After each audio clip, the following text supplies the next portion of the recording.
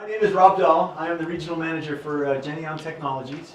And in working with Terry and the Western Wyoming Community College, we were discussing bacteria and germs. And he said, "You sound like you know a little bit about this. Would you mind coming and giving a paper at the conference?" And I said, "I'd be happy to." And so I want to talk, first of all, by talking about bacteria. What is bacteria? Any kind of germ, everything. Anything. I mean, we have bacteria in our bodies. We depend Yeah, on it. It's on everything. Absolutely. When They does have it, numbers, it's like 1,000,000,000 to 1. right, and how, when does it become dangerous? Depending on what it is, if it overwhelms our system, some of them are very compatible for us, and we actually need them, but it kind of depends on what it is, Okay. and where it's at, and what our body can handle. Okay, thank you. What it is when it becomes gram-negative or gram-positive, that's when a contamination has been added to, has been exposed to the bacteria, and that's where we got staph infection. Everybody know what staph is? It's short for Staphylococcus aureus. Okay, this is bacteria that gets into your bloodstream. It'll, it's actually mutated from just a surface bacteria to now C. diff, which is a flesh-eating bacteria that can eat you from the inside out. Very hard to break. Yes, and when we get that, I mean, right now, when I was younger, I had a little brother who got a staph infection after breaking his leg, and he almost lost his leg. And from the infection that came in, it was only through the expertise and skill of a surgeon that he was able to keep his leg and live a normal life. But it still looks like a shark took a bite out of him with the scarring and things. And we're all subject to that because the U.S. healthcare system, we're all, I guess we're not held hostage by it. We all get the benefits of being in the U.S. healthcare system. Now, right now, according to the CDC, everybody know what the CDC is? The Center for Disease Control. Anybody want to take a guess? How much money do you think hospital-acquired infections cost the U.S. healthcare system? 50 billion. It's actually $48 billion. Good Oh deal. my God! Yeah. Yeah. $48 billion a year. Wow. And this is something where over 2 million patients get infected annually. And this is from the CDC.gov. I'm not just pulling these numbers out of the air. From CDC.gov, over 2 million patients are infected annually. 90,000 people will die from it. It's a $48 billion cost to the healthcare system. And we're having an increase of 36% over the last 20 years. Why do you think that is? My own personal thing is we were incorrect use of sanitizers, disinfectant, and other type of cleaning products where we're not either following the kill time, we're using the wrong stuff, or we're not Okay, properly thank you. doing it. Very good. And so it's the protocols that we use and the solutions that we use. Yes. Okay? We've been I shouldn't say duped. We've been told to believe that we can clean and disinfect in one step. Yeah. Can't do it. Yeah. You can't sanitize poop. No. Okay? You got to clean poop and then you got to sanitize the surface. And so, according to the CDC, with all these things going on, we have just a huge increase in the cost of healthcare, in what you guys do for your jobs, whether it be healthcare, schools, long-term care facilities, whatever it is. We need to make sure that these superbugs, everybody's heard them referred to as superbugs, correct? That they get. We need to find a new way to tackle it because right now they're winning the battle. Okay. I am the regional sales manager for Genion Technologies. I've been in the industry about 11 years, and my partner and I were the first two to install a electrolyzed and oxidized solution at a U.S. hospital to kill bacteria.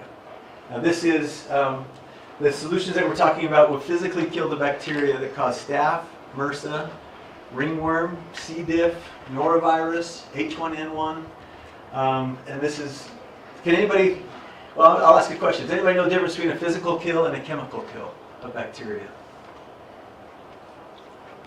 Physical would be a change in like the heat, something that actually destroys them like that, or a chemical would be using like a disinfectant Correct. or whatever. Okay, so what it is chemical kill will just put that bacteria into a coma until it learns to eat what's killing it, and then it mutates into something stronger. That's how staph became MRSA.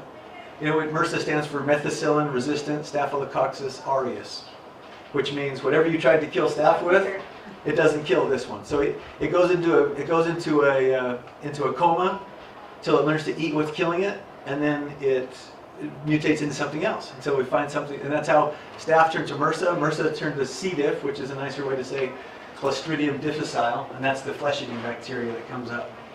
And so as we try and find new ways to kill bacteria, that's a chemical kill. A physical kill is one that actually penetrates the cell wall of the bacteria and kills it from the inside out. And when we did this study with this hospital that we'll get into, I asked the microbiologist that did our study, I said, what's the difference? And he said, well, if I punch you in the jaw, I'll knock you out, but eventually you'll recover. That's a chemical kill. If I stab you in the heart with a sword, that's a physical kill. You're not coming back from that. And so we need to find new ways to kill these bugs because they're going to touch all of our lives. I mean, I'm sure you guys see it all the time in education, whether you're cleaning wrestling mats or locker rooms and a lot of these rural areas, you don't know what's coming in off the farm, do you? Yeah, I do. You do? I wanted boot scrapers and they told me no. Okay, well, we want to be able to stay ahead of the germs. We want to talk about the Kahuku Medical Center. This was a hospital that we found out through our networking sources. This was a hospital on the North Shore of Hawaii. It was shut down for infection control reasons. Sorry, it's North Shore of Oahu. North Shore of Hawaii is way north. And this was an important hospital because it was the only emergency care on the North Shore. So when it was shut down, everybody had to be ambulanced or life-flighted down to Honolulu. And they were doing everything that they should have done according to their hospital administrators to keep their hospital clean. So what we're going to talk about today is number one, how we found them, number two, how we evaluated them, and number three, how we fixed what they were doing. And so we went in, first of all, with a staph infection system. So we know we've got open sores, we've got things that are life-threatening that the patients could get. And this is anything, if you went to this hospital, it was just as bad as Canada being socialized medicine. You had a 1 in 5 chance of getting a life-threatening infection if you got admitted to the hospital. And according to, onhealth.com, on health bacterial infections, we had to talk to them about this one-step process versus a two-step process of cleaning first and then sanitizing and disinfecting. And that was news to them. So we followed them around for like a month. It was news to the hospital? Yeah. So we followed them around for a month and we found that they were using string mops instead of microfiber mops. They were taking that string mop and doing the bathrooms and then coming out and doing the hallways and then going in and doing patient rooms. We found that they were walking into a room and started cleaning right away rather than going to the furthest spot in the room and then working their way out of the room. And it was just a lot of things. They weren't using each of the dangerous chemicals as they should have been used. They weren't using their proper dwell times. And there's a lot of shortcuts were taken. We actually went in with an ATP meter, and I have one of these out at our booth here. But an ATP meter just measures all the living organisms on a certain surface. Anything above 50 is considered dirty, anything above 200 is considered contaminated. And consistently in that hospital, everything was between 300 and 1,000. And so we went back to them and said, look, we're going to go take a best practices approach. And again, this is from the Infection Control Today. I mean, these are things that everybody has access to. And we want to see how they were being used. And then we wanted to now we've observed this, and now we want to move on to see what's done. So we replaced all the string mops with microfiber, all the terry cloth towels with microfiber. We went in, again, according to Infection Control Today, taught them the proper protocols to clean a room, where you could go in, go to the furthest part of the room, and then work your way out, so you weren't leaving bacteria behind. We increased their budget by about 10% by buying all these things, but they found about a 25% savings in time. Because with the dwell time of these things, you only need 30 seconds to kill the bacteria. 30-second dwell time. And that's registered with the EPA. And that's a physical kill. So you have a 30-second dwell time instead of, what is the 10 minutes for Clorox wipes, right? How do you keep the surface wet that long? Redo it. You have to go and do it and then And do it. That's really... Well, and there's other things, like if you put the chairs on top, it stops the evaporation rate. Right. Like that. But it's time time consuming. Very difficult. So with the 30-second dwell time and a physical kill of bacteria, they were finding about a 20, while their budgets went up about 10% to buy supplies, their time went down 25%. So it used to take them an hour, now it only took them 45 minutes. And they were able to use that time to do more important things. You'd rather be doing building maintenance and keeping things clean rather than scrubbing toilets and mopping floors.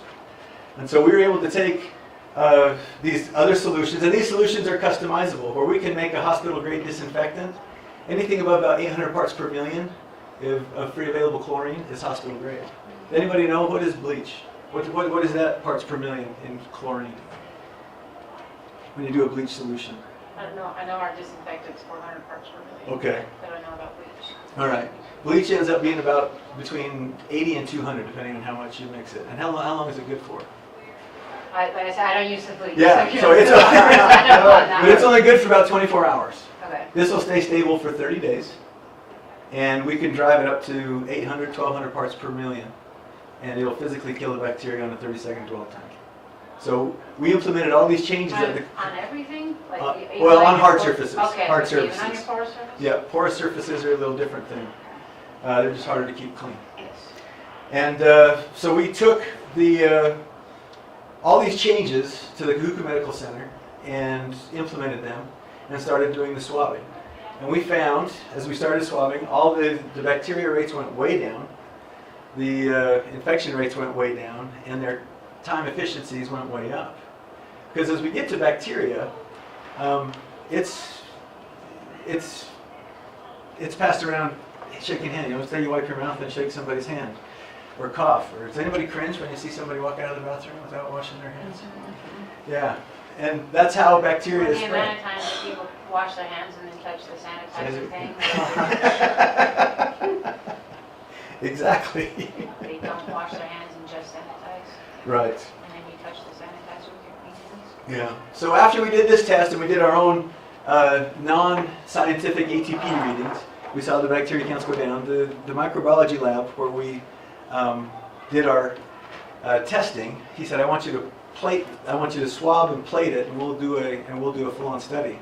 And so at BYU, where we had our microbiology lab do the study, he said, Rob, over the course of the 2 months that we were there was a 96% reduction in bacteria.